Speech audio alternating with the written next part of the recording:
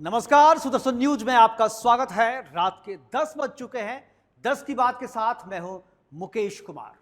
आज बात करेंगे पाकिस्तान को तबाह और बर्बाद कर देने वाली भारत के वाटर बॉम्ब की। ऐसा बॉम्ब जिसमें ना बारूद है, ना धुआं है, ना संधि को तोड़ नहीं सकता।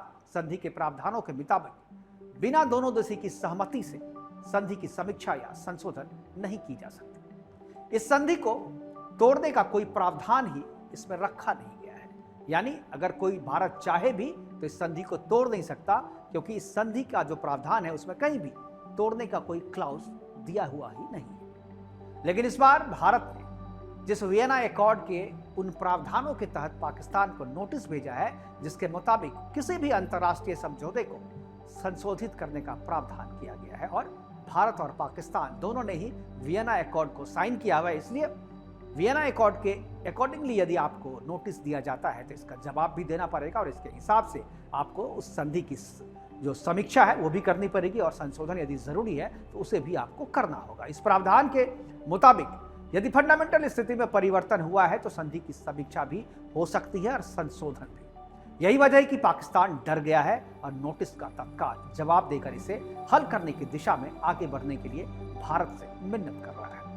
भारत ने नोटिस में लिखा है कि सिंधु नदी के पानी का उपयोग और जनसांख्यिकी में बदलाव हो रहा है। भारत स्वच्छ ऊर्जा की ओर अग्रसर है और अब संधि में बदलाव की जरूरत है।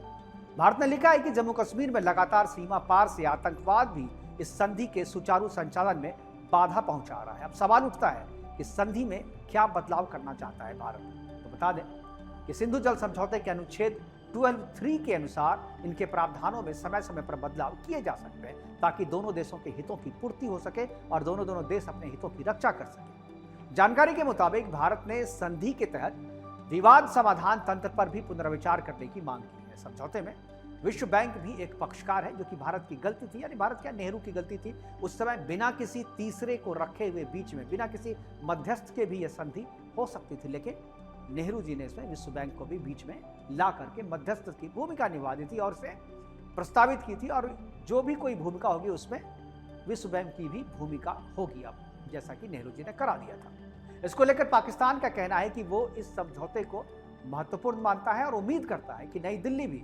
64 साल पहले हस्ताक्षरित इस द्विपक्षीय समझौता के प्रावधानों का पालन करेगा।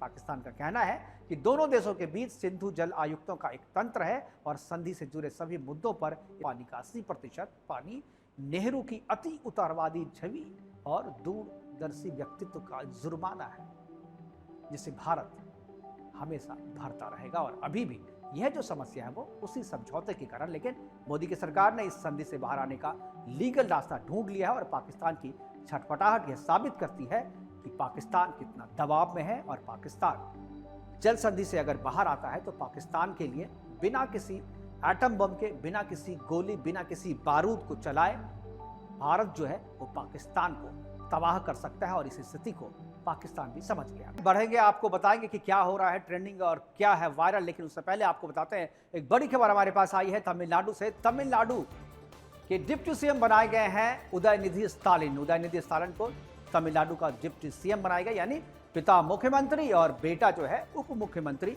बनाए गए हैं तमिलनाडु में। आपको बता दें उदयनिधि स्टालिन वही है जिसने सनातन धर्म को डेंगू बताया था, मलेरिया और डेंगू का मच्छर बताया था और उसे इरिडिकेट यानी उसके खात्मे की बात करी थी और उसी स्टालिन को उप मुख्यमंत्री बना दिया गया है। तो ये तमिलनाडु के सीएम जो है उन्होंने अपने बेटे को डिप्टी सीएम बनाया है।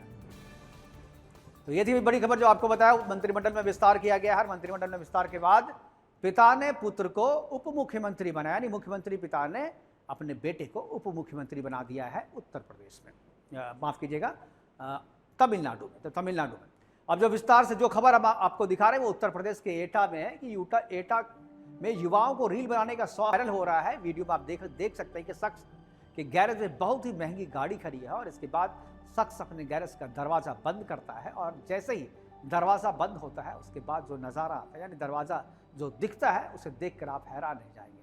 दरअसल शख्स ने अपने गैरेज का दरवाजा बहुत ही अनोखे तरीके का बनाया हुआ। आप देख सकते हैं कि गैरेज के दरवाजे पर एक बहुत ही डरावनी तस्वीर दिख रही है। इस तस्वीर को अगर कोई रात में देख ले तो शायद ही दरवाजे के पास आने की सोचे।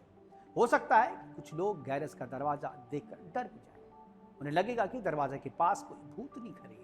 वीडियो को @naughtyworld के इंस्टाग्राम अकाउंट से शेयर किया गया है, जिसे अभी तक 1,07,000 से ज्यादा लोगों ने पसंद किया हुआ है और करीब 22 लाख से ज्यादा लोगों ने इस वीडियो को देखा है। अब बात कल के हेडलाइंस की, कल के बड़ी खबर की, यानी जब कल अखबार पढ़ेंगे तो हेडलाइंस क्या होगी उसकी वो अभी मैं आपको बता देता हूँ। और जो पहली हेडलाइन आप पढ़ेंगे वो है 29 सितंबर को मन की बात कार्यक्रम से देश को संबोधित करेंगे प्रधानमंत्री मोदी। मन की बात का ये 114वां रेडियो शो आकाशवाणी से 11 बजे प्रसारित किया जाएगा। और दूसरी खबर महाराष्ट्र से है। महाराष्ट्र में मतदान को लेकर चुनाव आयोग का बड़ा ऐलान, 26 नवंबर से पहले पूरी कर ली जाएगी चुनाव की प्रक्रिया। मुख्य निर्वाचन आयुक्त तो राजीव कुमार ने प्रेस वार्ता कर दी जानकारी।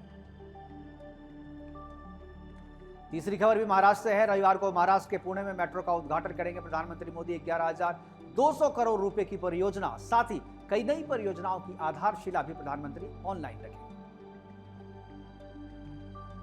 और चौथी खबर, रविवार को सिलीगुड़ी जाएगी ममता बनर्जी और करेंगी प्रशासनिक बैठक। दार्जिलिंग क्लिम्पोंग से में भारी बारिश आई है और उसकी तबाही का जायजा भी मुख्यमंत्री ममता बनर्जी लेंगे। पांचवी खबर है, सितंबर को होगी भजन लाल सरकार की कैबिनेट की बैठक। मीटिंग में ले सकते हैं कई महत्वपूर्ण फैसले। दोपहर 3 बजे मुख्यमंत्री कार्यालय में होगी चर्चा। और छठी खबर खेल से, रविवार को क्वालिफायर मुकाबले में मेजबान लाओस से भिड़ेगी भारत की टीम। ईरान के खिलाफ हार का किया था सामना, करो या मरो का होगा यह मैच।